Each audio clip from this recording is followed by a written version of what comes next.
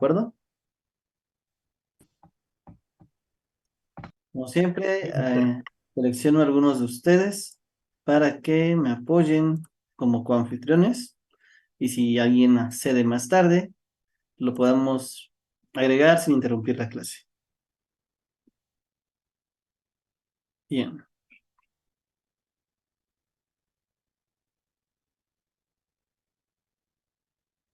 Ujú. Faringe.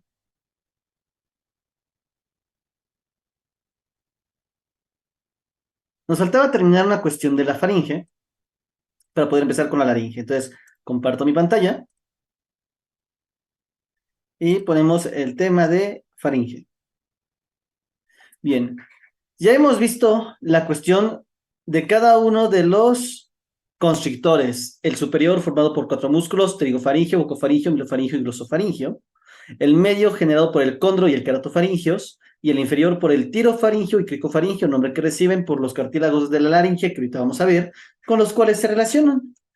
Estábamos hablando del vertículo de Senker y finalmente nos quedamos en lo del rafé trigomandibular y el ligamento estiloideo, que es un ligamento que nace de la punta del proceso estiloideo hasta el borde del superior del hueso gioides y que justamente evita que el gioides descienda en exceso. Esto es importante porque esto va a ayudar justo a que en la porción de la deglución la faringe se abra, el alimento pase por detrás, pero la tráquea y el gioides no se vayan muy adelante. Evita que esto se proyecte en exceso. Ahora bien, de los dilatadores o elevadores dijimos que eran cuatro únicamente. Uno va por fuera y ve la porción del proceso estiloides hasta la porción de la base lateral en la orofaringe. Este es el estilofaringio. Al contraerse, permite que se abra. Otro está internamente, va de la porción del paladar, en la porción posterior del paladar duro y pegado a las cuanas, y baja medialmente, que va a ser el palatofaringio, que justamente forma el arco posterior del istmo de las fauces o el pilar posterior del istmo de las fauces.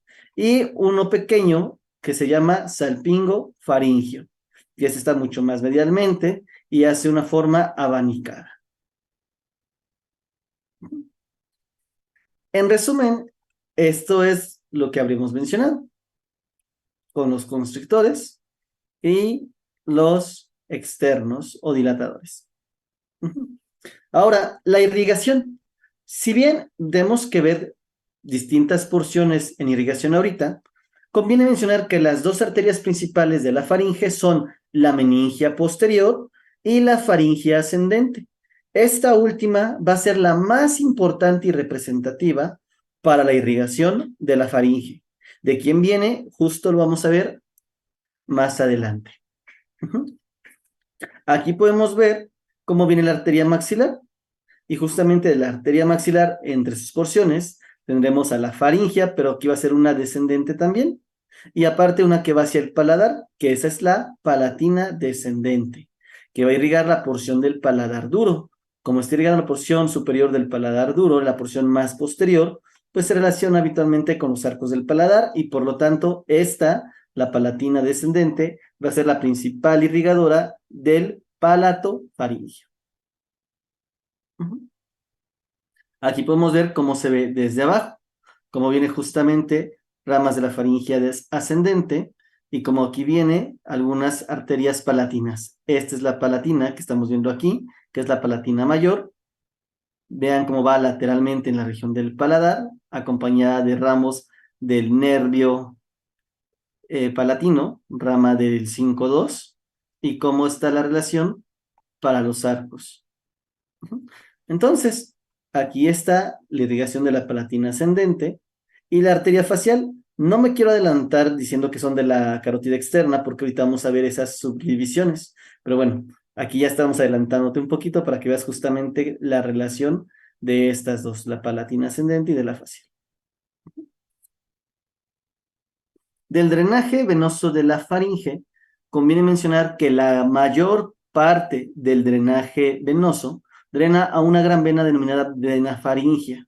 Y esta vena faríngea va a desembocar directamente en la vena yugular interna. Aquí podemos ver cómo viene la vena yugular interna, como está aquí algo llamado el plexo faríngeo, que son los vasos que están en la porción del rafé, y estos siempre se juntan superiormente para generarte la vena faríngea, que va a ser la principal vena que drene a la vena yugular interna y que corra hacia atrás. Aquí vemos que nos menciona el esquema algo llamado el tronco tirolinguofaringofacial. Si bien la vena faríngea es la principal drenadora, esta en ocasiones se fusiona con una rama inferior de la vena lingual y una rama de la vena tiroidea. Cuando eso llega a pasar y que la vena tiroidea superior y la vena lingual se juntan con la faringea en la porción del triángulo cervical carotidio, pues pueden formar este tronco que es el tronco tirolinguofaringofacial. Tiro, tiroides, linguo, lengua, faringo, de la cara, y facial, porque finalmente estas porciones están drenando también por parte de la vena facial. ¿Cuál es la vena facial? Esta de aquí. Ve cómo aquí la vena facial se junta con la vena lingual y desembocan juntas en este punto. Habitualmente la vena lingual es la que desemboca en la vena facial. El drenaje linfático es interesante. Interesante más que nada para cuestiones de sistemas de cáncer, especialmente un cáncer muy común en fumadores, que es el cáncer faríngeo. Bien, hablamos ya de la cuestión de las tonsilas y dijimos que teníamos las tonsilas faríngeas que estaban superiormente, mencionamos las tonsilas tubáricas lateralmente, las palatinas que son las que están justo entre los arcos del paladar, y en la raíz de la lengua tenemos otras que serían las tonsilas linguales. Esto en conjunto forma una especie de anillo que sería el famoso anillo linfático o tonsilar de Waldeyer, o antes llamado de Waldeyer. Todos ellos van a drenar a dos puntos: a unos linfonodos que están por detrás de la faringe en el espacio retrofaringio, que son los nódulos retrofaringios, o a los cervicales profundos y yugulodigásticos, esos quedan lateralmente. Aquí estaría tu faringe, eso drenaría por detrás y lateralmente, y justamente desembocan a los cervicales profundos en su porción superior digástrica o inferior homoioidea. En general, todo el drenaje linfático de cabeza y cuello tiene como punto terminal los linfonodos cervicales profundos. Y en este caso, como este es un órgano muy profundo y muy inferior, suele tener una desembocadura más directa todavía. En este esquema podemos observar cómo el drenaje de la cara, de hecho, parece que se divide en ciertas secciones. La porción del mentón suele ir a los mentonianos. Esto incluye la punta de la lengua. La porción de la lengua anterior de la nariz, de los maxilares, básicamente cavidad oral, también está drenando a los submandibulares. La porción visceral anterior, que incluye parte del ojo y lo más importante, nuestra querida faringe, pues está drenando justamente a los retrofaringios y a los yugulodigástricos.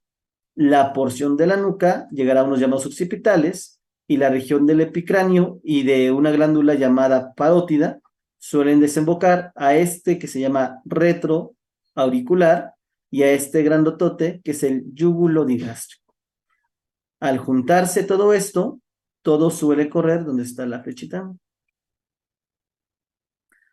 Todo el drenaje corre como una especie de red descendente, y una vez que han corrido estas porciones, todo se va a dirigir a la porción de los ganglios cervicales profundos, que correspondería ya a esta sección, que aquí no se ve tan representada. De manera que todo el drenaje de cabeza suele ser siempre confluente hacia el eje del cuello.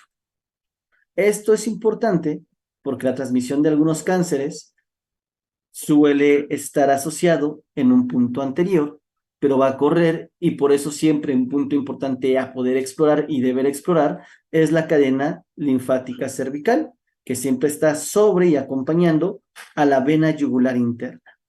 Aquí, estos son los linfonodos cervicales profundos. Ahora, relaciones de la faringe importantes, pues como sabemos, infecciones de vías superiores altas, la faringomigdalitis, y habitualmente esta justamente inflama las vías de drenaje linfático, principalmente las cuestiones tonsilares. Ve aquí que inflamadas, e incluso como tienen grietas, como generan hundimientos, lo que nosotros llamamos criptas tonsilares. Y el cáncer faríngeo, común en fumadores, pues empieza en la porción posterior, pero suele descender y a través de ¿dónde? Pues a través de los nódulos linfáticos cervicales profundos y yugulodigástricos. Por eso, generalmente, cuando el cáncer se empieza a diseminar por cuello, la zona que nosotros estamos viendo, valorando y explorando es la cadena cervical profunda. Tenemos que irnos lateral, siguiendo el recorrido del esternocleidomastoideo, de la vena yugular interna. En cuanto a la inervación de la faringe, lo más importante es que tiene una inervación por el glosofaringio y otra por el nervio vago. El nervio glosofaringio, par craneal 9, va a inervarte al estilo faringio. Y el nervio vago inerva a todos los músculos de la faringe, cualquier constrictor que tú me menciones, todos son inervados por el estilo faringio. La excepción a la regla, que es la pregunta clásica, es ¿cuál de los siguientes músculos de la faringe no es inervado por el nervio vago? O te ponen distintos músculos y te preguntan, ¿quién inerva al estilofaringio? Pues si es el estilofaringio, el único que lo inerva es el glosofaringio. Si le pusieran cualquier otro músculo de la faringe, como pregunta, la respuesta sería el vago. Y generalmente las opciones que ponen son glosofaringio, vago, facial, que por alguna razón lo confunden mucho los chicos, y el hipogloso, que aquí el hipogloso pues no tiene vela en este entierro. El hipogloso va a tener que irse, pero hacia los músculos de la lengua, no hacia la porción posterior de la garganta. Ahora, el 9 y el 10 tienen una inervación directa en la cuestión motora, pero también ellos, junto con una rama del 10 que se llama el laringio superior, hacen algo llamado el plexo faringio. Este plexo faringio, que está en la porción lateral, aparte de ayudar también a la inervación motora, algo exquisito, es que también es el culpable de dar la inervación sensitiva. Motora está muy bien determinado quién inerva al estilofaringio y el otro inerva a todos los demás. Pero en cuanto a la cuestión sensitiva, es el plexo faringio, principalmente a través de la unión del 9 y el 10, y el que más te pueden preguntar es el nervio laringio superior. ¿Hasta aquí alguna duda? No. No, todo bien. Excelente. Ya bueno, aquí también está una porción sensitiva superior, que esto tiene que ver con ramas del palatino, del 5-2. Eso sería todo realmente respecto a la inervación de la faringe. La porción de la nasofaringe suele ser inervada por ramas del 5-2, el maxilar. Y los otros dos, si bien puede ser por el glosofaringio y por el nervio vago, si te pregunto en general quién lo inerva, es el plexofaringio y la rama del laringio superior. Esto es importante porque justamente al tener estas ramas y estar inervado por el glosofaringio en la parte media, pegado a la úvula, hay algo denominado el reflejo nauseoso. Ese reflejo, tú cuando lo estimulas, al tocar la úvula o tocar el velo del paladar, lo que generas es un efecto de arcada. Se estimula el querer vomitar. Esto se debe sensitivamente por el glosofaringio, pero quien te da la respuesta motora, quien levanta el velo del paladar, quien te hace el al momento de tocar y palpar la porción posterior, es el nervio vago. Por eso, cuando hacemos exploración de la cavidad oral, lo que debemos siempre hacer es dirigir el abatelenguas no derecho, como te lo ponen en las películas. El abatelenguas siempre entra inclinado y busca cazar la porción de la raíz de la lengua para empujar esto hacia abajo. Si tú entras recto, corres el riesgo de que la propia lengua, al momento de querer manipular, eleve el abatelenguas y entonces palpes y manipules la úvula o el arco faringio y entonces la persona quiera vomitar. Una forma fácil para evitar esto es alejar los arcos a través de abra la boca, diga A, y el secreto que yo uso y que 100 de 100 me ha servido es abre la boca, saca la lengua, diga A, bosteza, bosteza, se abre todavía mucho más y es mucho más fácil ver la orofaringe y aparte como tensas y abres el velo del paladar, es más difícil que estés tocándolo.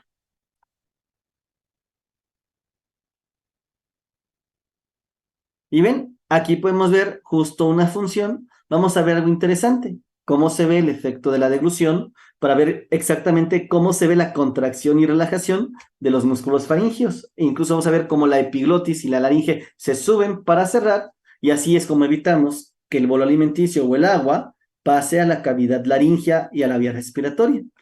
Todo eso se regula también gracias a los constrictores de la faringe, a músculos de la laringe que veremos más adelante y dejan que les ponga play.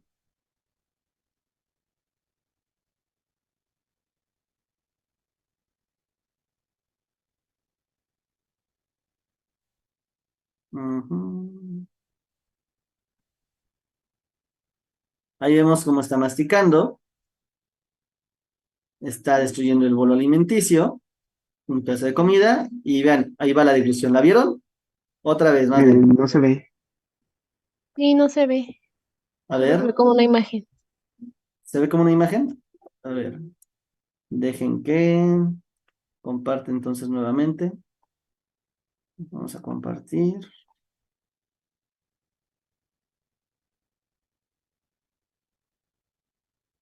A ver, ahí voy a ponerle play, ¿lo ven? Sí se ve. ¿Ahí sí? Bien. Vean este trayecto, ahorita va a pasar, ahí. ¿Vieron? Vean cómo aquí se va a subir y cómo va a pasar. ¿Vieron? Otra vez.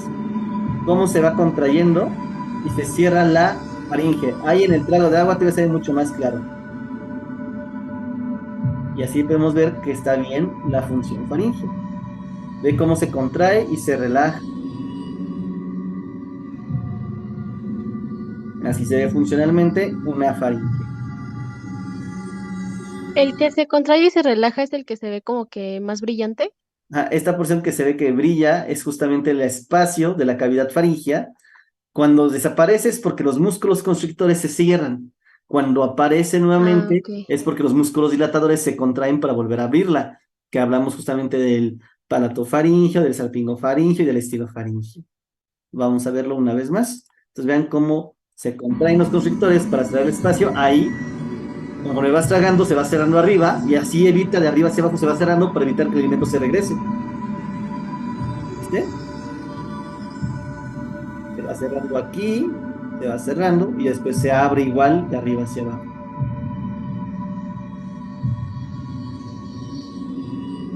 ¿Queda más claro? Sí. Sí, muchas gracias. Bien.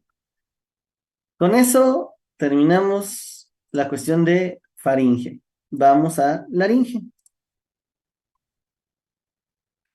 La laringe es el órgano fonador, traducción, el órgano de la voz. Y también va a ser quien va a encargarse de proteger la vía aérea profunda.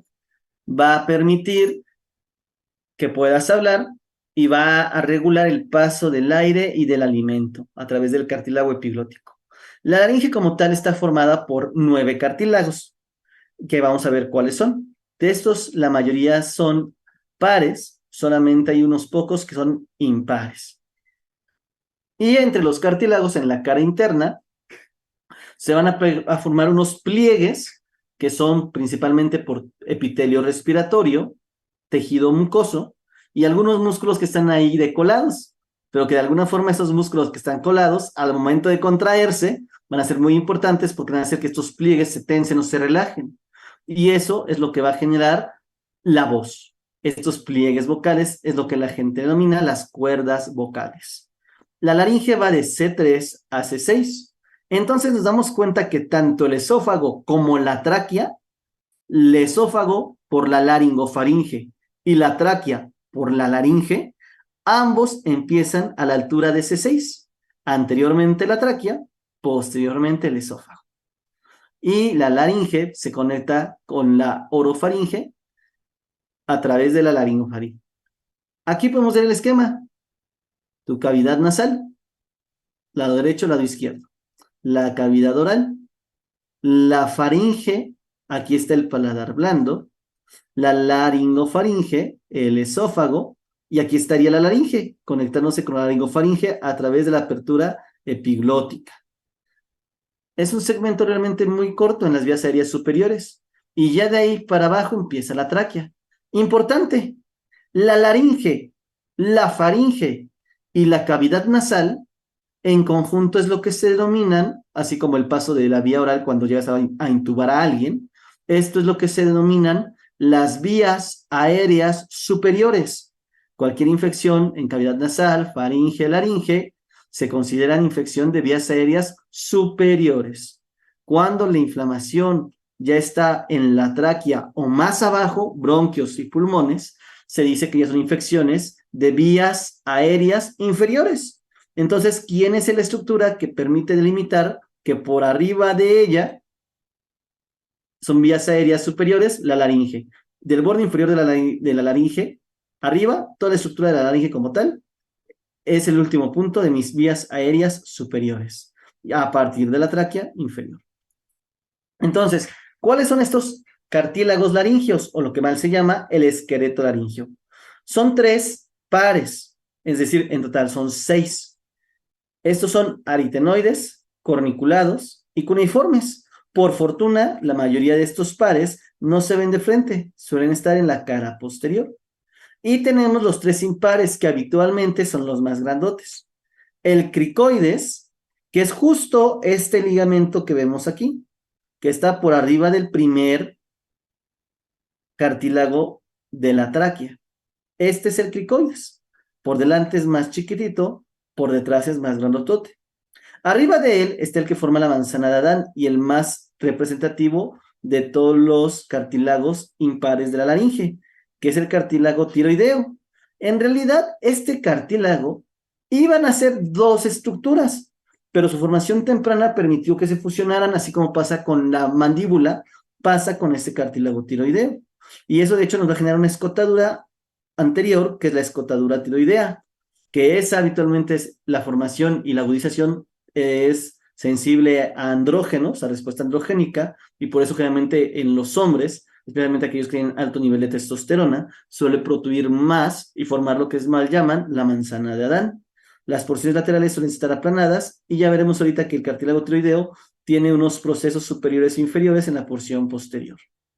Esto que estamos viendo aquí arribita, no te confundas, no es un cartílago de la laringe, pero coincide con el de atrás. Lo de atrás, que parece una hoja, es el tercer cartílago impar, que es la epiglotis. Oiga, doctor, ¿y entonces esto qué es? Esto es un hueso que queda justo por arriba de la laringe. Este es el hueso yoides.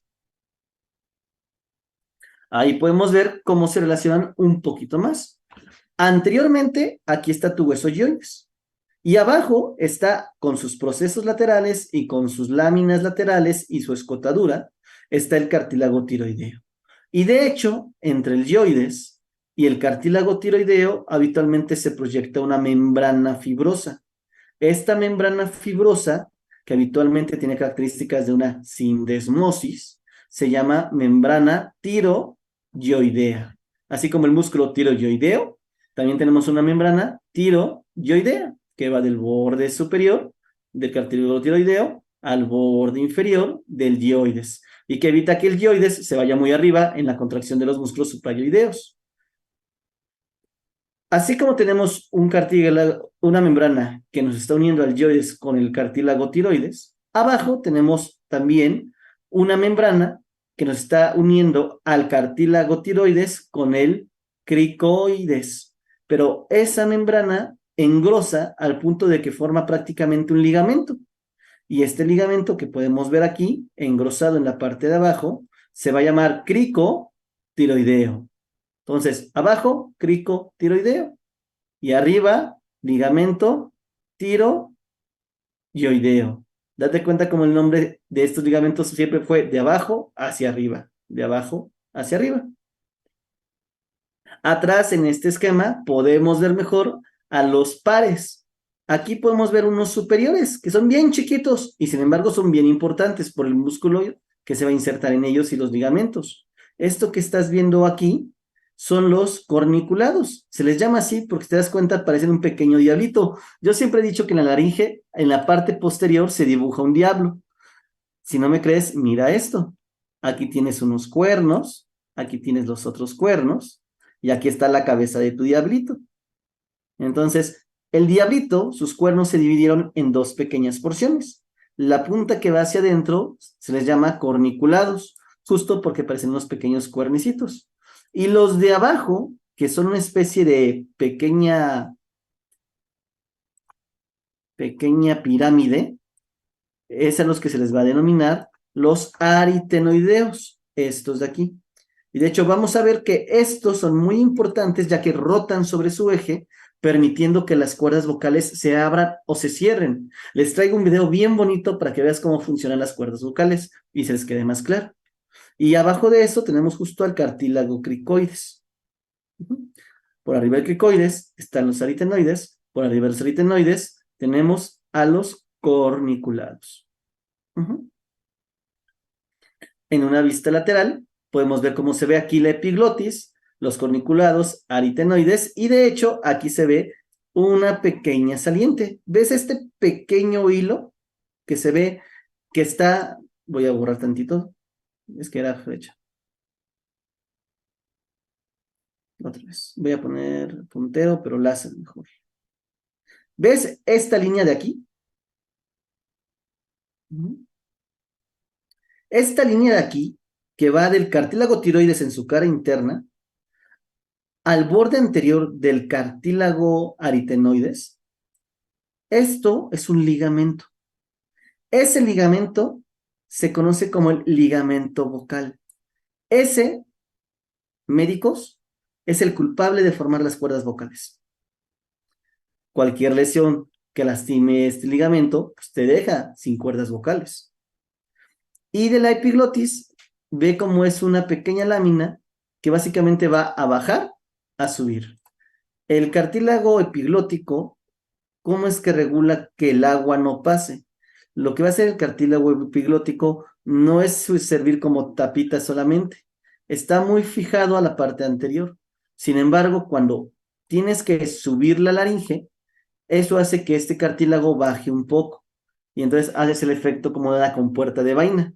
Similar, por ejemplo, a... ¿Alguna vez han ido a Sanborns? ¿Alguno de ustedes? O ven que luego les sirven unas especies de, con tacitas de metal, unas especies de tés o de cafés, y tienen justamente una pequeña palanquita atrás. Tú aprietas la palanquita, se abre. Sueltas la palanquita, se cierra. Bueno, ese mismo principio de abrir y apretar la palanquita es el principio que usa justamente el cartílago epiglótico. Cuando este se ve traccionado hacia arriba, avanza cerrando la cavidad respiratoria. Cuando tú hablas y se tracciona hacia adelante o cuando deglutes, se jala y entonces se puede abrir. Y eso es lo que evita que esté pasando el alimento.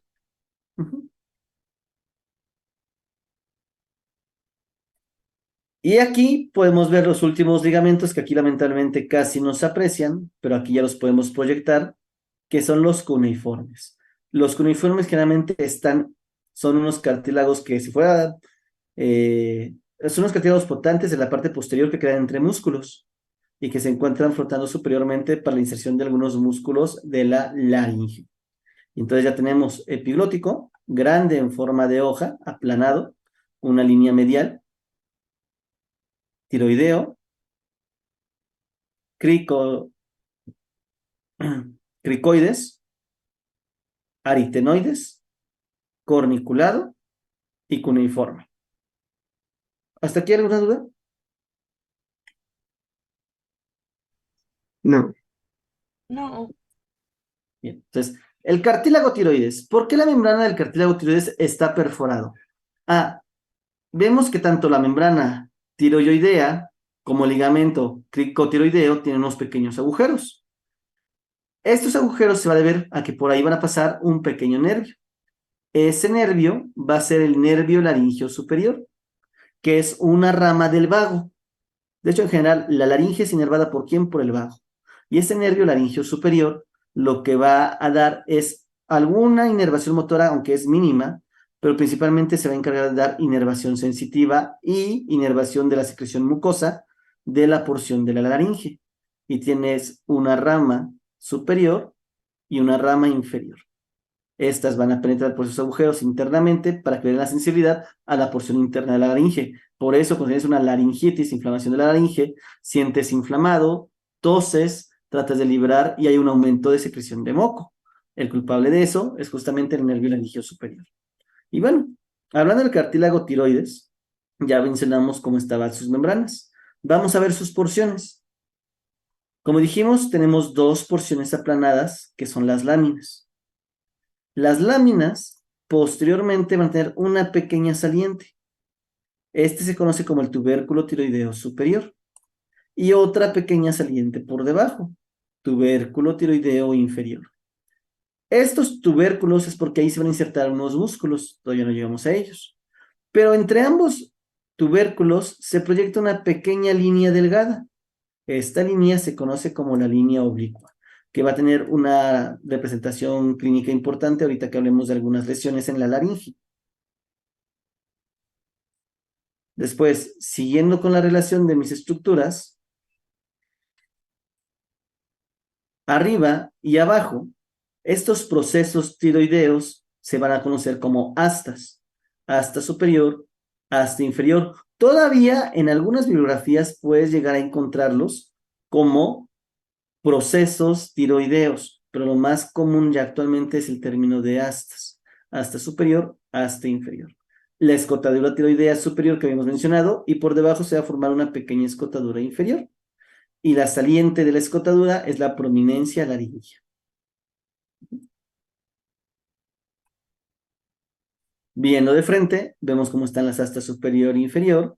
Vemos aquí la escotadura inferior, la escotadura superior y la prominencia laringea. Lámina de un lado, en este caso la lámina izquierda, y lámina derecha. Internamente, la escotadura simplemente hace un pliegue cóncavo. ¿Qué pasó? ¿Todo bien? Un pliegue cóncavo para permitir la inserción de los ligamentos vocales. Y ahora, abajo está justamente el cartílago cricoides. Este cartílago, lo más importante que te suelen preguntar, es que a diferencia de la tráquea uno siempre piensa que es un tubo cerrado. En realidad, la tráquea, por delante son cartílagos, pero por detrás está abierta. La tráquea por detrás tiene músculo liso, de manera que la tráquea tiene una forma de herradura, contrario a lo que todos piensan que es un tubo cerrado. El único cerrado de la garganta, porque incluso el cartílago tiroideo está abierto, el único cartílago completamente cerrado de la vía respiratoria y de la garganta, el único es el cartílago cricoideo. Ese sí cierra por delante y cierra por detrás. Y atrás es donde se engrosa en manera de forma de anillo de sello. Las partes del cartílago cricoides son la lámina del cricoides, que es la porción ancha y que se está engrosando, y el arco del cricoides. Tenemos la porción del arco, que es lo anterior, la lámina, que es posterior, tienes unas caras articulares superiores que son para los aritenoides, y tienes lateralmente unas fosas o caras articulares tiroideas, porque el asta inferior de la tiroides, es decir, estas patitas, pinzan por debajo, entran y pinzan por debajo para poder ponerse a los lados del cartílago cricoides. Y entonces se fija aquí y se fija acá. Si estuvieran bajando, se fijaría aquí una asta inferior y aquí estaría insertándose la otra asta inferior. Ahora, los aritenoideos son con 3 puntas. Tenemos una porción triangular y las puntas o procesos antes llamadas apófisis son: número 1, la apófisis anterior, también conocida como la apófisis vocal, que ahí es donde van a ser el ligamento bucal. Después vamos a tener la apófisis lateral, que también se le conoce como la apófisis muscular. Y tenemos una apófisis superior, que también se le conoce como la apófisis cornicular, porque está articulando con el cartílago cornicular.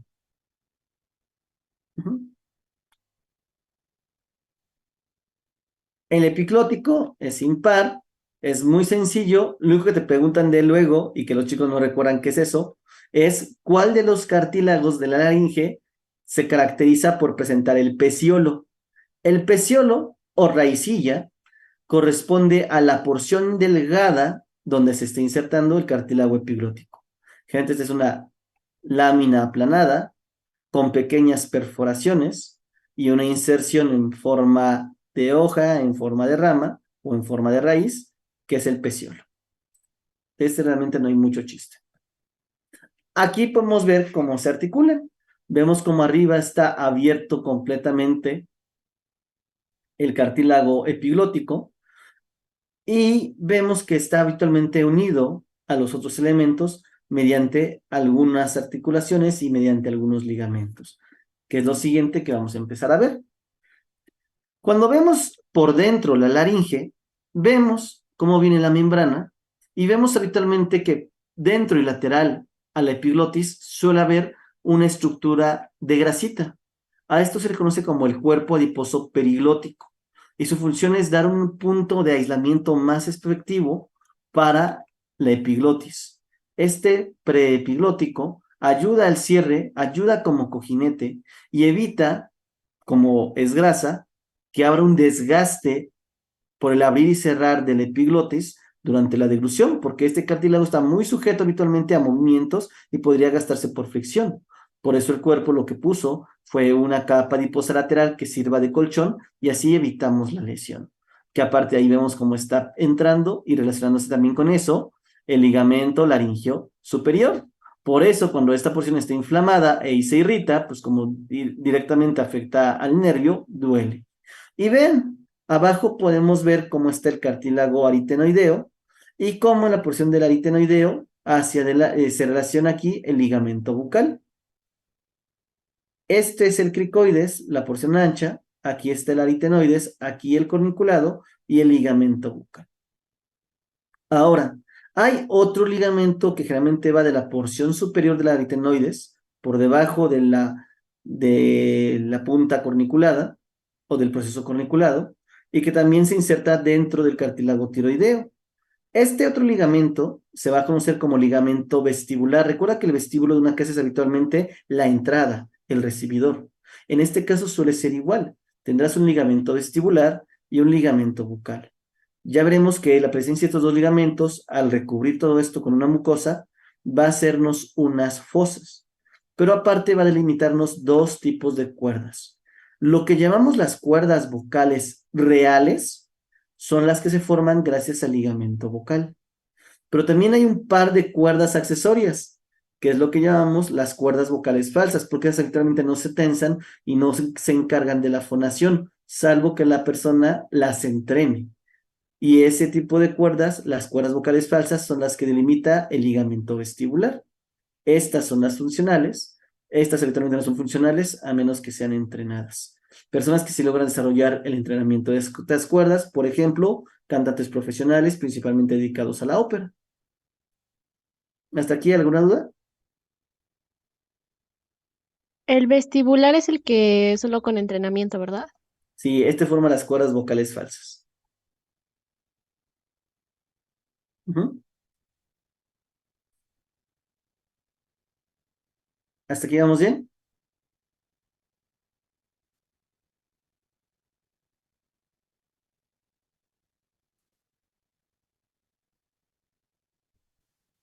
¿Del cricoideo o del aritenoideo? Claro que sí. Las articulaciones de tu cartílago cricoideo son, bueno, apófisis realmente no tienes, lo que tienes son caras articulares. El cartílago cricoideo es el arco, que es la porción anterior, y la lámina, que es la porción posterior. Aparte del arco y la lámina, lo que tiene el cartílago cricoides son 4 carillas articulares, 2 superiores, que son las caras articulares para el aritenoides, y 2 laterales, que son las caras articulares para el cartílago tiroides. Este cartílago cricoides solamente se articula con el tiroides y con el aritenoides. ¿Eso es lo que tenías de duda? ¿O más bien hablabas de estas apófisis que corresponden al aritenoides? Ah, ok.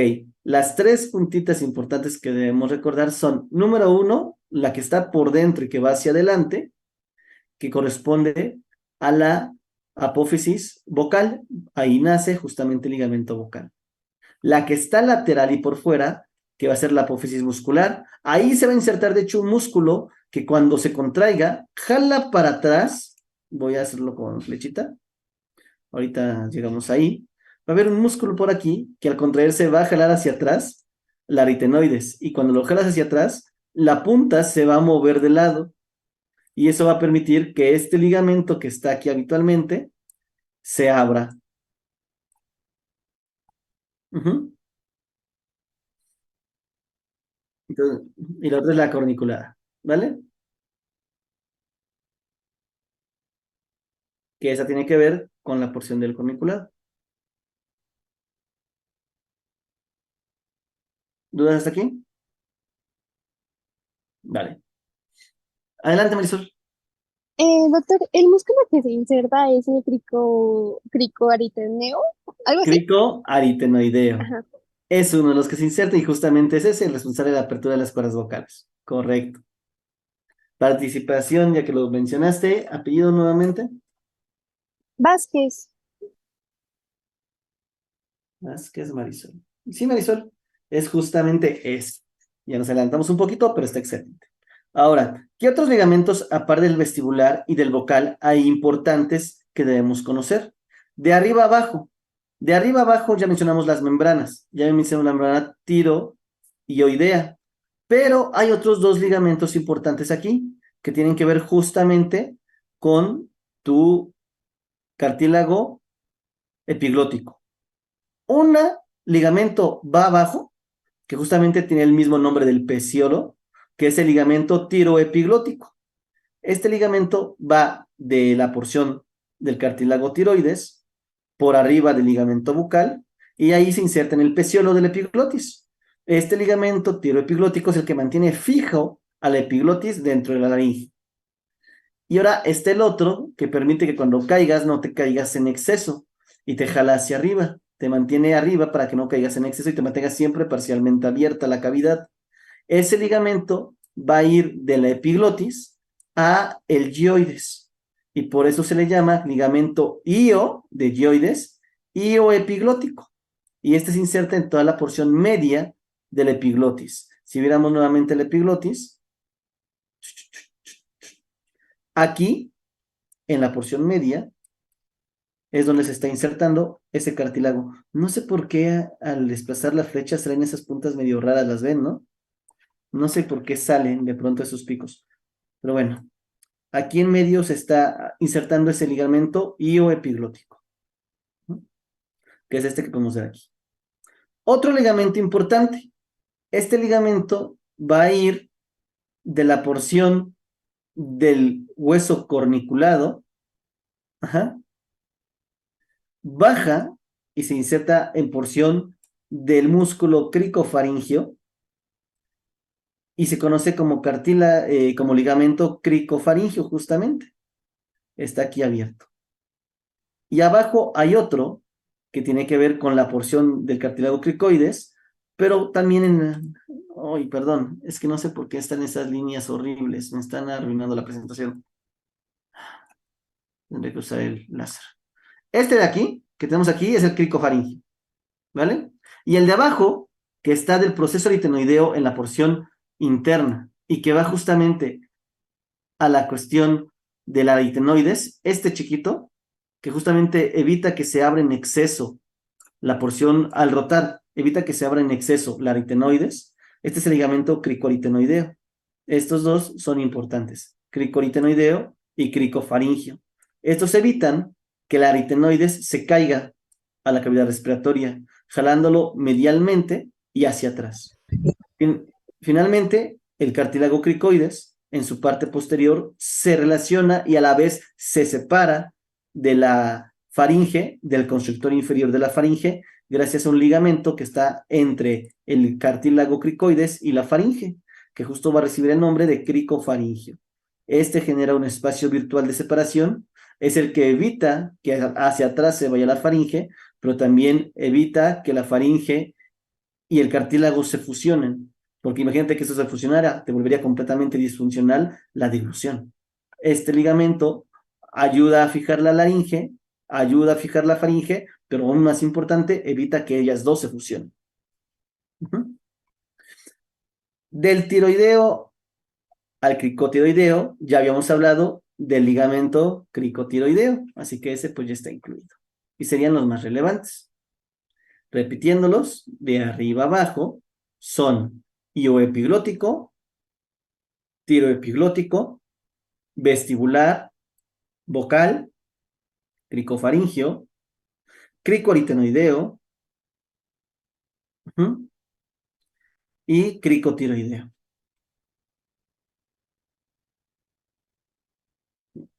Continuando,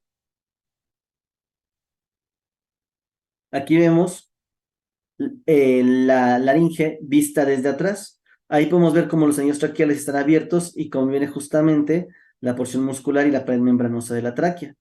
Vemos cómo todo está efectivamente cerrado y aquí vemos todavía mucho mejor al ligamento cricofaringio, buscando ser un punto medial de separación.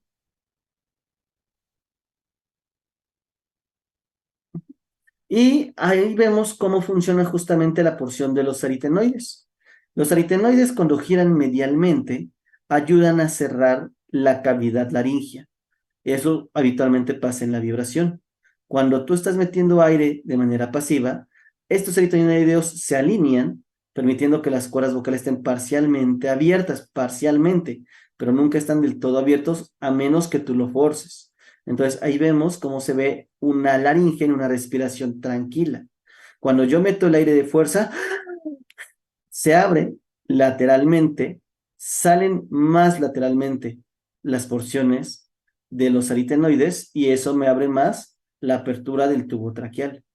Esto cuando intubamos, nosotros lo forzamos cuando la intubación va desde la porción de la lengua. Cuando hacemos una intubación orotraqueal, justamente esa apertura nosotros la forzamos.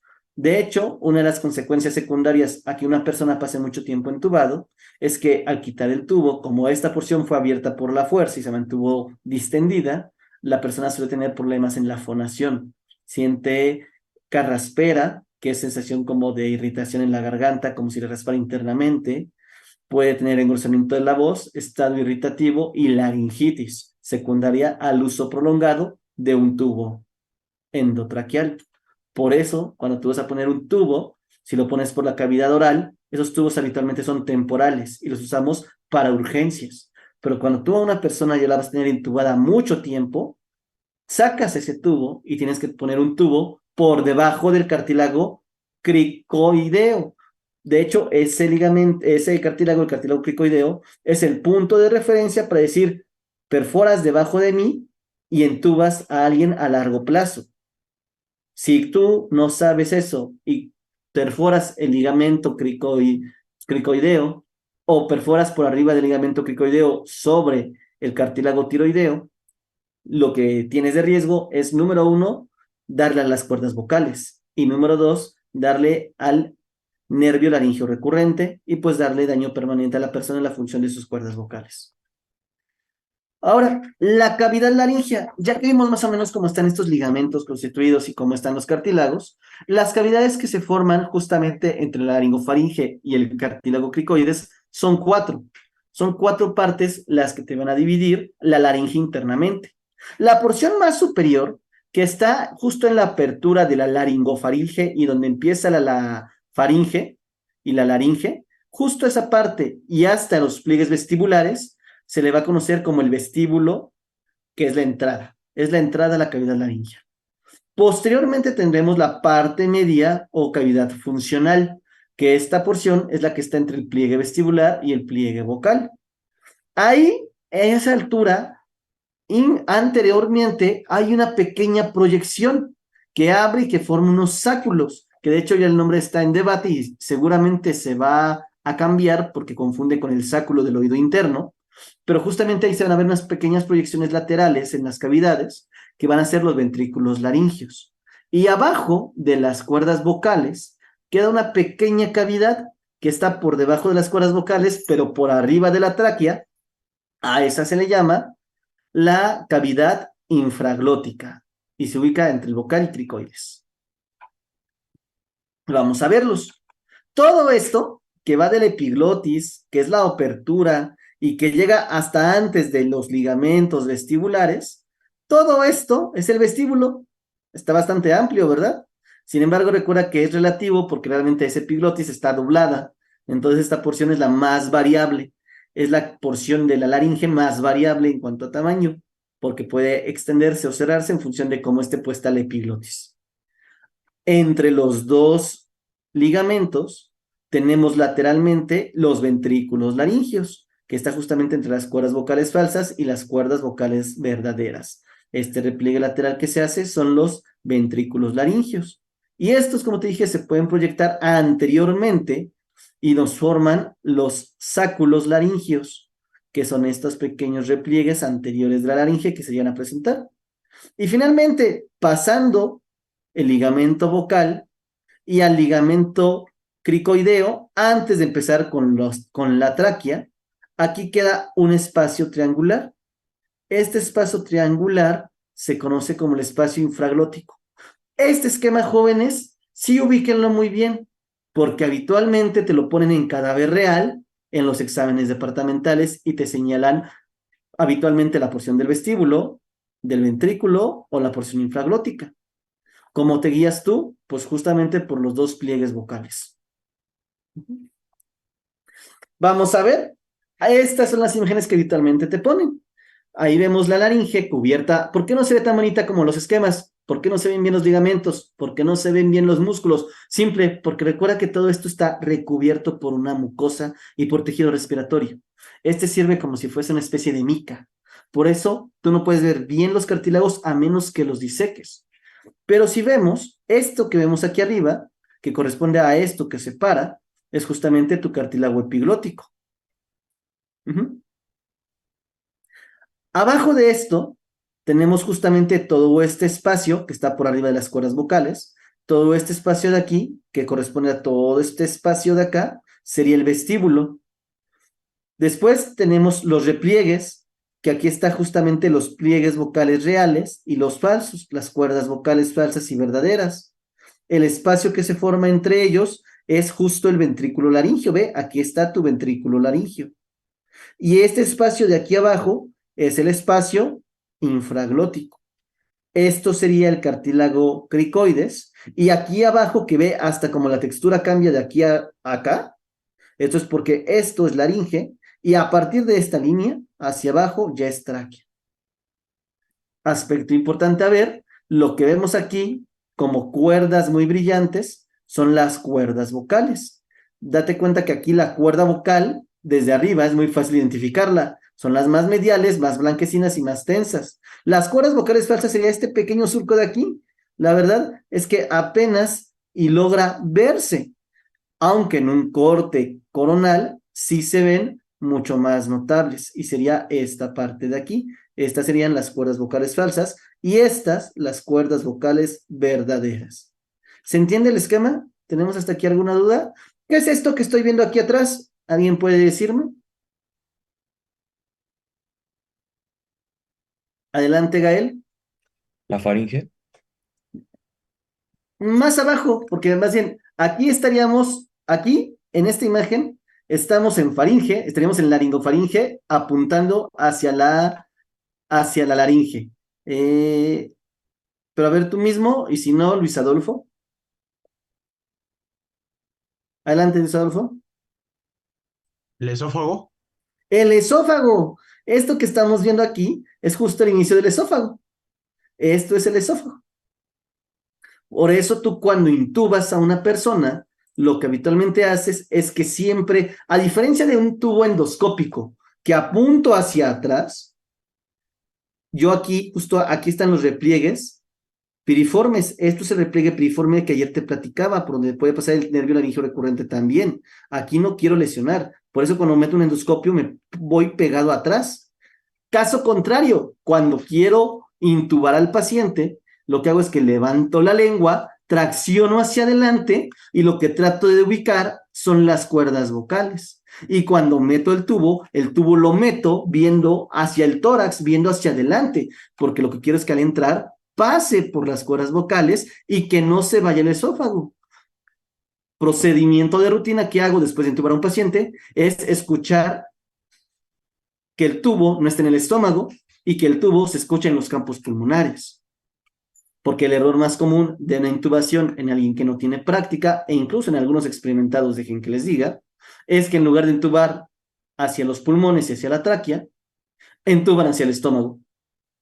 Por eso siempre debes corroborar tu intubación. Y aquí vemos dos bolitas. Estas bolitas, ¿quién crees que sean? Estas que están laterales. ¿Te acuerdas que hablamos de unos pequeños cartílagos que estaban flotantes? ¿Cuáles eran? ¿Juárez, Daniel? Los cuneiformes. Los cuneiformes. Pues bien, estas porciones laterales que no debemos confundir son los cuneiformes, la proyección de los cuneiformes. Mientras que esta porción triangular que vemos abajo, ¿cuáles serán?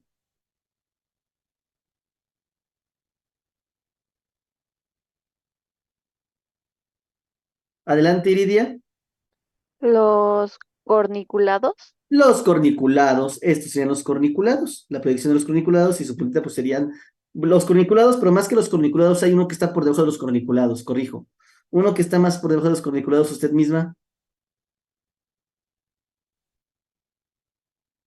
Porque es grande el triángulo, es grande el triángulo. Que ese triángulo, aparte, se continúa como ligamento bucal. Usted misma, Iridia Noemí, ¿quién es? Ay, no, ¿No? no. A ver, Ana Laura, fuerte. Sí. ¿No sería el colículo? ¿Cuál? ¿El colículo? No. Justo Iridia Noemí dijo que eran los corniculados, pero eso sería realmente la puntita, esta sería la puntita. Ah, Pero no, los corniculados entendí están luego aritenoides, ¿no? los aritenoideos, claro. Esta proyección Claro. blanca que ves en forma triangular corresponde a el relieve de los cartílagos aritenoides. Y el representante del grupo que participó es Luis Adolfo, sí. ¿Quién más participó ahorita? Fue Vázquez Marifol, Luis Adolfo, Iridia, Y yo, eh, Ana Fuerte. Ana Fuerte, gracias. Igual yo.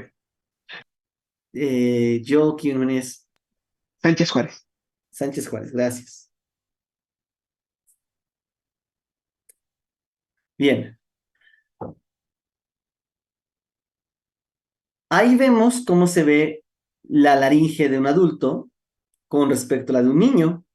En un niño ve cómo las cuerdas vocales suelen ser más delgadas, suelen estar más abiertas e incluso el grosor del epiglotis predomina un poco más con respecto a las estructuras de atrás, está como que un poquito más abultado. En un adulto, en cambio, a diferencia del niño, pues son la imagen que acabamos de ver previamente, bien definido, el grosor de las cuerdas es mucho mayor, tanto en hombres como en mujeres. Y vemos en la imagen de la fonación cómo cuando hablas se cierran, mientras que cuando estás respirando se abren. Pero para entenderlo un poco más, voy a compartirles de esta misma presentación, solamente que veo que se comparte el sonido, ahí está. Les comparto un video, cómo se ve la función de la laringe. Whenever you're ready. Vean cómo se mueven los videos. Cómo arriba se proyectan los cornitos. Pitch very soft.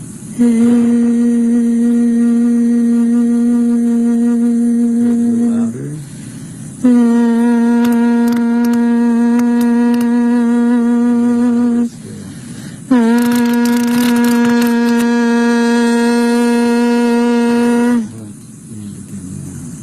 Cómo se ve el epiglotis.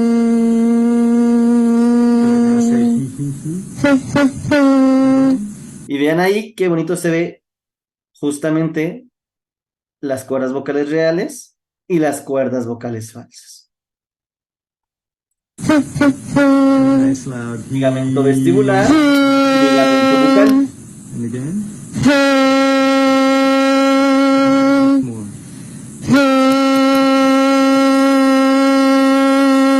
Try a real high pitch. ¿Alguna duda?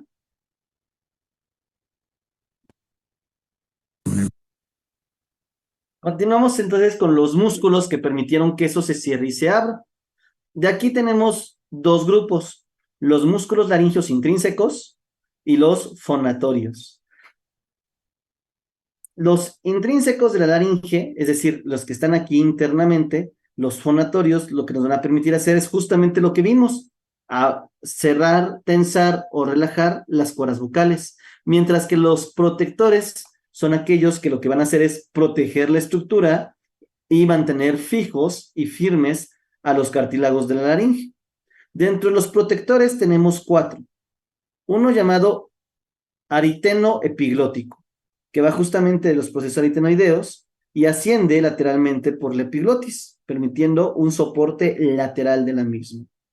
Después tenemos uno llamado el tiro aritenoideo, que se va del cartílago tiroideo a las aritenoides. Tenemos, tiro epiglótico. Este va lateral. Estos dos, el ariteno epiglótico y el tiro epiglótico, hacen los pilares laterales que permiten que mantengas fija a la epiglotis en las porciones laterales. Ahora sí, el tiro aritenoideo es este aquí abajito, y ese se proyecta justo, ¿te acuerdas de la apófisis muscular?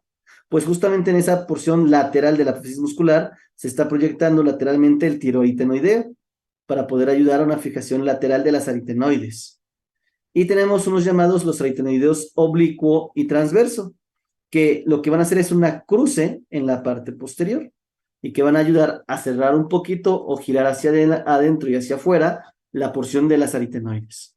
Después tenemos los fonatorios, que estos lo que van a hacer es aumentar tensión o alterar las tensiones de las cuerdas vocales, que son uno llamado cricotiroideo, que lo podemos ver aquí profundamente. Ese se va a encargar de bajar y tensar la porción de la tiroides hacia el cricoides. Los cricoaritenoideos posterior y lateral, que esos van siempre por detrás. Ahorita vamos a ver cómo están bien distribuidos. Y el más importante, el tiro aritenoideo interno, que este es el que ayuda a formar la tensión de las cuerdas vocales. Si los viéramos, jamás he visto que les pongan una liga de esto, pero que sí te llegan a preguntar de ellos. No te ponen como tal los músculos porque son difíciles de disección, pero sí te llegan a preguntar sus funciones o su inervación. De inervación es muy sencillo. Todos son inervados por el nervio vago. Más específicamente, por el nervio laringio recurrente, que este es el que te genera el nervio laringio inferior. Pero habitualmente te quitan el nervio laringio inferior y al que te preguntan siempre es el nervio laringio recurrente, rama del vago.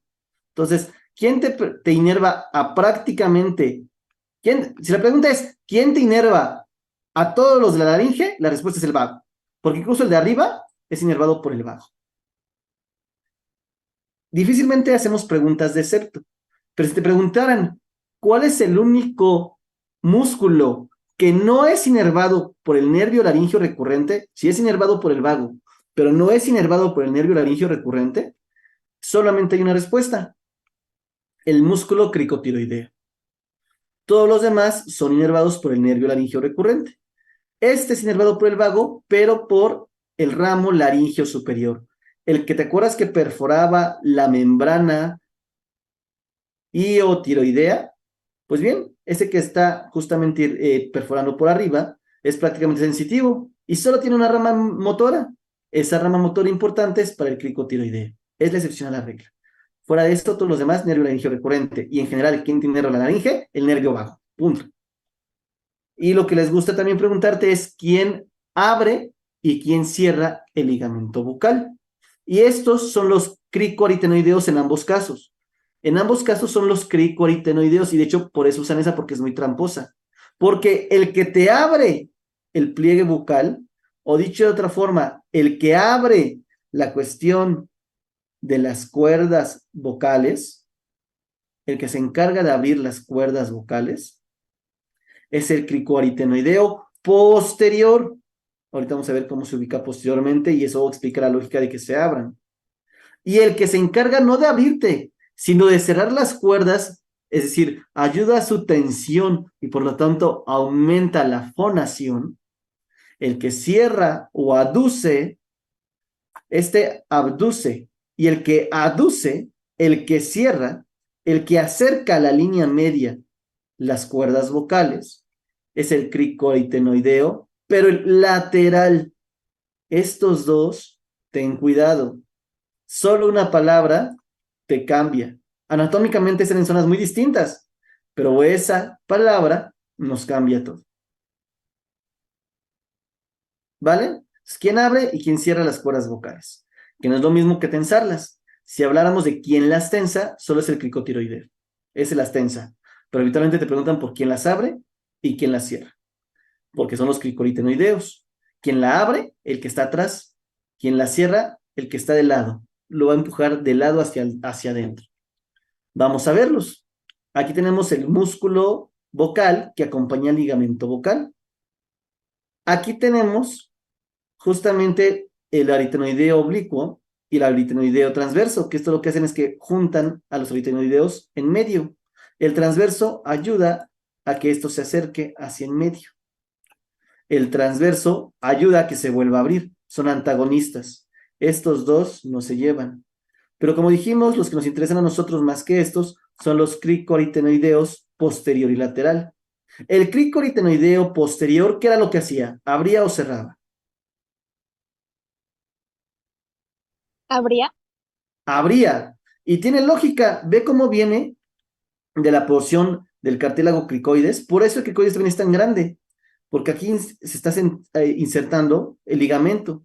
¿Por qué ahí y no más medial? Porque aquí medialmente teníamos el ligamento cricofaringeo, nos estorba. Pero aquí viene el músculo cricoaritenoideo y está posterior. Y este ve cómo va lateralmente y este se inserta en la porción inferior y lateral del proceso muscular del hueso del cartílago aritenoideo. Justo ahí en el proceso muscular. Y entonces al estar en esa puntita, jala la puntita hacia abajo, pero como está sentada sobre el cartílago, al jalarla hacia abajo, lo que hago es que, a ver, voy a poner mi pantalla, ¿me pueden ver? Está así, el aritenoides, esto sería la punta que va hacia el ligamento bucal, estoy atrás y me inserto lateralmente, y al jalarte, hago que hagas esto, por eso nos abre la cuerda bucal. Jalando lateralmente tu eje, yo permito que tú te abras. ¿Vamos bien? Pues Sí. ayudaba a la abducción, mientras el cricoaritenoideo lateral, mira, es curioso, porque va por fuera, avanza y se mete por dentro. Si yo viera la aritenoides, la dibujaría más o menos así, y dale esa línea. Aquí y hacia atrás está el cricoaritenoideo posterior. El cricoaritenoideo lateral vendría de abajo aquí lateralmente y entraría insertándose por debajo y medial, cercano a donde estaría la punta o el proceso del ligamento. Este sería el ligamento bucal. Entonces, al momento de que yo estoy abajo y estoy insertándome, si yo me contraigo, jalo y entonces obligo a que tú jales, pero jales hacia acá. Y eso explica entonces por qué tu aritenoides, en lugar de estar hacia afuera, jalo hacia adentro. Y entonces cerramos, aducimos el ligamento bucal. ¿Queda claro?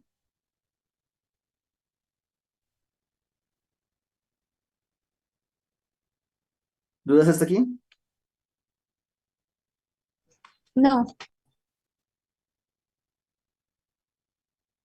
Ok.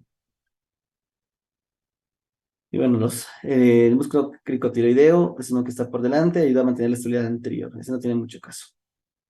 Ahora, importante y adelantamos un poco de temas. ¿Quién nos irriga igual la laringe? Ya vimos quién irriga la faringe. En el caso de la laringe tenemos dos arterias, que es la laringea superior y la laringe inferior. Hay otras que te vamos a mencionar, pero estas laringias, ¿de dónde vienen? La arteria laringea superior de la tiroidea superior. Esta, a su vez, es rama de la carótida externa. La arteria laringe inferior es rama de la tiroidea inferior. Y esta, a su vez, es rama de la subclavia. a través de algo llamado el tronco tirocervical. Otra vez, la arteria laringe superior es rama de la tiroidea superior. Va a bajar por acá, porque es rama de la carótida externa. Van descendiendo. El recorrido de estas es descendente. Mientras que la laringe inferior es rama de la tiroidea inferior y esta va ascendiendo. Va ascendiendo de una arteria que está aquí abajito, que es la arteria subclavia. Entonces, estas vienen de la arteria subclavia. La arteria subclavia tiene muchas ramas. La rama que te origina a la tiroidea inferior es un tronco, o sea, un vasito grueso, que se llama tronco tirocervical. Se llama tiro porque justamente te origina una arteria que es la arteria tiroidea inferior, y el cervical es porque te origina también otras arterias, entre las cuales destaca la cervical transversa, que es una arteria que va a ir por el cuello, de delante hacia atrás, para irrigarte base de cuello. Esas dos son las más importantes, más no las únicas. También tenemos una arteria llamada la cricotiroidea. Esta rama suele ser otra rama que puede darte la arteria tiroidea inferior. Y esta, más que nada, es una rama que primordialmente irriga al ligamento cricotiroideo y al hueso y al cartílago cricoides. El drenaje venoso de la laringe es muy sencillo. Y principalmente vamos a drenar por la vena laringe superior e inferior, así como están las arterias. Si me sé las arterias, me sé las venas. Hay arteria laringe superior e inferior, hay vena laringe superior e inferior. Igualmente, lo que cambia es a quién desembocan. La laringe superior desemboca en la tiroidea superior, que esta va a desembocar en una llamada vena yugular interna. Ay, entonces tanto la faringe como la laringe, ¿en quién desembocan? Pues el drenaje venoso de faringe, el drenaje venoso de laringe, prácticamente la mayor parte de las últimas dos estructuras de la vía respiratoria superior están drenando a la vena yugular interna. Mientras que la laringe inferior va a drenar a la tiroidea inferior. Entonces te das cuenta que así como las arterias vienen de las tiroideas, las venas desembocan en las tiroideas. Lo que cambia es dónde desemboca cada tiroidea. La tiroidea superior va a drenar en la yugular interna y la tiroidea inferior va a drenar en la vena brachiocefálica. ¿Qué es esa vena? Tú tienes la vena subclavia y tienes la vena yugular interna. Cuando la subclavia se junta con la vena yugular interna, estas dos al juntarse forman a la vena brachiocefálica o el tronco venoso brachiocefálico.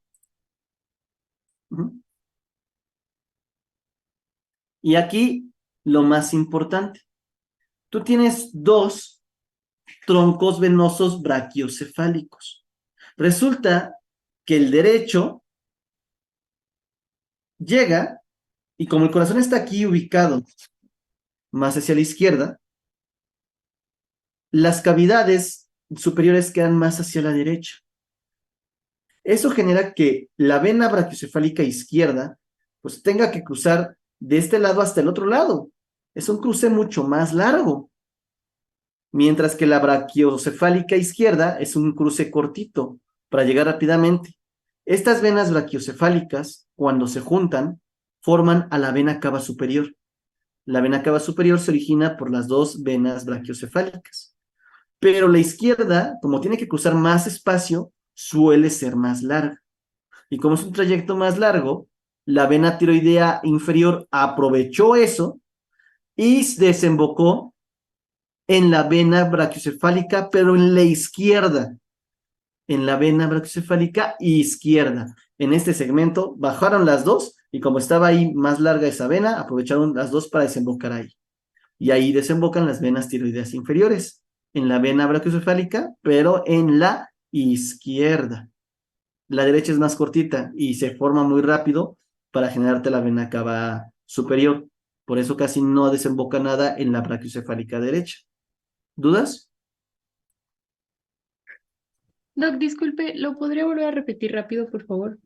Lo voy a repetir y te voy a mostrar imágenes para que quede más claro, ¿vale? Gracias. Bien. Aquí vemos cómo está la arteria subclavia. Y aquí cómo viene la carótida común, que después se divide en la carótida interna y en la carótida externa. Empecemos primero con la carótida.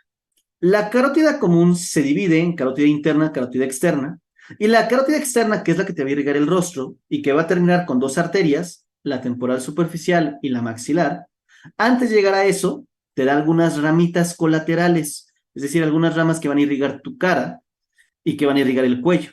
La primerita rama que da es justamente la arteria tiroidea superior, que es esta. Esta arteria tiroidea superior va a bajar para llegar hasta la tiroides e irrigar la porción superior de la tiroides, que está por debajo de la laringe. Aquí yo tendría proyectada la tiroides en este segmento. Entonces, esta arteria que está bajando para irrigar la tiroides es la arteria tiroidea superior. Y esta arteria, que es la primer rama de la arteria carótida externa, a su vez da una rama rápidamente. Se origina y rápidamente te da una rama. Esta rama que perfora y que acompaña al nervio laringeo superior a través de la membrana iotiroidea, esa arteria que penetra y que te irriga por dentro la mayor parte de la laringe, esta es la arteria laringea superior. Entonces, ahí tenemos la irrigación superior. Pero me falta la parte de abajo. ¿Qué pasa ahí? Y me falta la parte de atrás. Aquí está el ligamento cricoideo, entonces aquí está engrosado. Ya con esta irrigo aquí arriba, pero me falta irrigar aquí abajo. ¿Quién podrá ayudarnos? Ah, ahí va la segunda parte. La arteria subclavia, que es esta de aquí abajo, da el tronco tirocervical.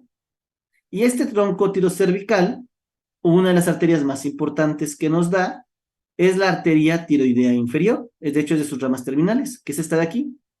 Esta arteria tiroidea inferior va a irrigar, y aquí está la tiroides, entonces va a irrigar la tiroides por abajo. Y a su vez, tan pronto termina de nacer la tiroidea inferior, te va a dar una rama que se va a ir posterior y se va a meter justo en el cartílago cricoideo. Esta arteria que estamos viendo que perfora aquí chiquitita, es la arteria laringea inferior. Laringe inferior viene de la tiroidea inferior, que viene del tronco tirocervical, que es rama de la subclavia. Arteria laringea superior es rama de la tiroidea superior, que es la primer rama colateral que te da la arteria carótida externa. Ahí queda más clara la irrigación del drenaje. Esto es lo que quería explicarles. Esta es la vena yugular interna. Esta es la vena subclavia. De ese lado es el lado izquierdo y estas son las del lado derecho. Las del lado derecho se juntan y forman a esta arteria. Esta arteria de aquí es el tronco venoso brachiocefálico derecho, que es muy cortito. Y al juntarse la vena yugular interna izquierda con la vena subclavia izquierda, nos forman esta otra arteria, que esta arteria es mucho más largota. Esta arteria larga de aquí es el tronco brachiocefálico izquierdo. Vemos como el tronco brachiocefálico izquierdo es mucho más largo que el derecho. Eso es porque la vena cava, que es la que se forma de que estos dos se fusionan, los dos troncos venosos brachiocefálicos, aquí tendríamos a tu vena cava. Este segmento que está aquí abajito es la vena cava. Esa va a desembocar al corazón, pero el corazón lo tenemos inclinado. La punta va hacia la izquierda, pero la base va hacia la derecha. Y entonces aquí queremos llegar al atrio derecho. Pero entonces eso obligó que esta arteria tuviera que estirarse y pasarse desde el lado izquierdo hasta el lado derecho. Prácticamente tuvo que cruzar por el centro. ¿Por detrás de quién? Por detrás del manubrio external.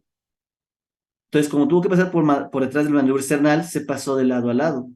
Entonces, como es muy larga, aquí vienen las venas laringeas inferiores.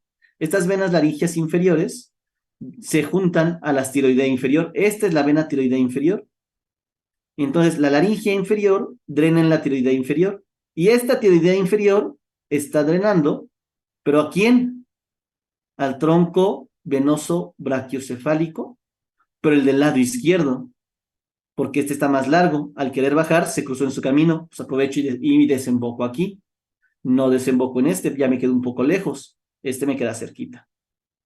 Esa es la diferencia específica que debemos de tener cuidado. No sé si con eso queda más claro. Sí, doctor, muchas gracias. Nada. Subimos, o mejor dicho, recuerda que aquí el drenaje siempre va de la periferia al centro. Entonces, aquí tenemos la laringe y aquí tenemos la tiroides. La tiroides, así como tiene una tiroides superior e inferior, también tuvo venas. La tiroides en su drenaje tuvo 3 venas. Una vena tiroidea superior que drena justamente a la vena yugular interna, es esta grandota. Una vena yugular media que también drena directamente a la vena yugular interna, pero que generalmente no recibe afluentes, es decir, no hay otras venas que desemboquen en esta, en la yugular, en la tiroidea media. Y tuvo a la tiroidea inferior, que esa es la que drena la parte de abajo de la tiroides y que se va por el medio. Entonces, vena, tiroidea inferior, tiroidea media, y la más grande y más importante, tiroidea superior. Pues la tiroidea superior, cuando iba a subir para soltar su líquido en la yugular interna, recibió una afluente chiquitita que también pasa por el agujero de la membrana, acompañando a la arteria tiroidea, que esta es la vena laringea superior, y desemboca en la tiroidea superior, y de ella se van por la yugular interna. Y a esta vena tiroidea inferior le desembocó la vena, o mejor dicho, las venas, porque son de 2 lados, las venas laringeas inferiores. La vena laringea inferior está drenando la laringe por detrás. Imagínate que esta línea está pasando por detrás y profundo. Drena la base de la laringe por detrás, se va por detrás y ya por detrás de la tiroides baja para cerrar su recorrido. Osh. Del otro lado voy a dibujarlo nuevamente porque se me abrió muchísimo. Ahí está. Estaría por detrás proyectada de esta forma. ¿Queda claro?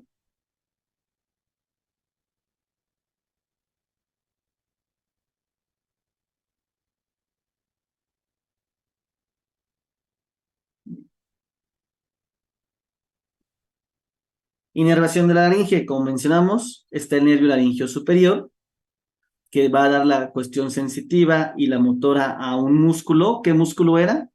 ¿Quién me puede decir cuál es el único músculo que no es inervado por el nervio laringeo inferior, que es rama del laringeo recurrente? ¿Cuál es el único músculo? ¿Joana?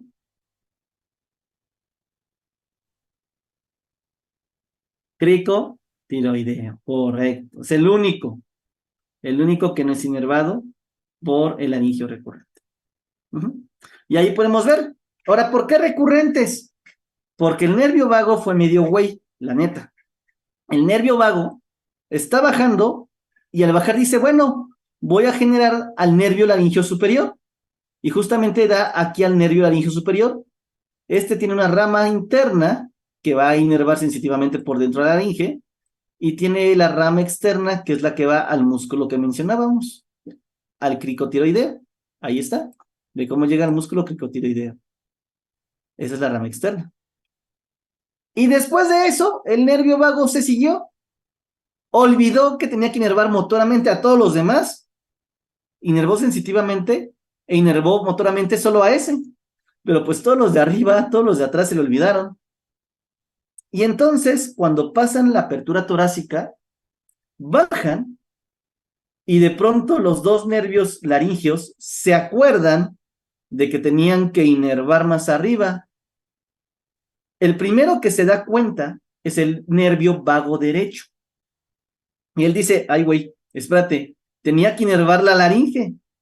Sigue su camino bajando, pero aquí, justo en la apertura torácica superior, por debajo de la arteria subclavia, genera un nervio. Y ese nervio pasa por debajo de la arteria subclavia derecha. Y sube, se regresa, es recurrente. Este es el nervio laringeo recurrente, derecho, donde nació, abajo de la subclavia derecha. Sube e inerva El izquierdo es más distraído. Al izquierdo se le olvidó y de plano se acordó hasta que llegó al corazón prácticamente.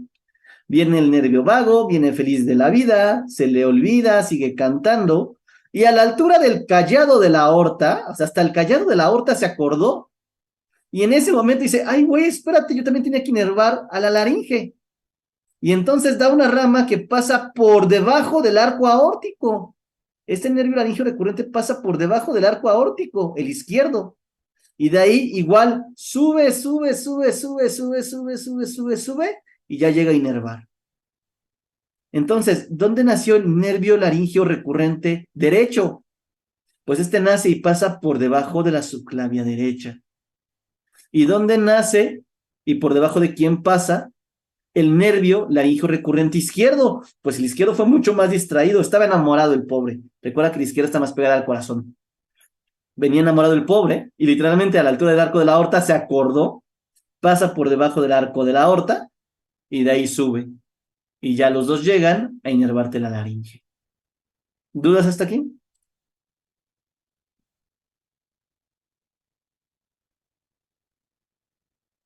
Ok. ¿Cómo vamos en tiempo? 7:33. Llevamos 1 hora y media. Incluso ya adelantamos un poco de la irrigación, lo cual es una ventaja. ¿Quieren que dé 5 minutos de descanso? Nos seguimos. Sí, por favor, ¿5 minutos de descanso o sí nos seguimos? descanso, por favor. Pausa. La ciencia está pesada. A ver, pequeña pausa. Son las 7:33. 7:38. Continuamos. 5 minutos.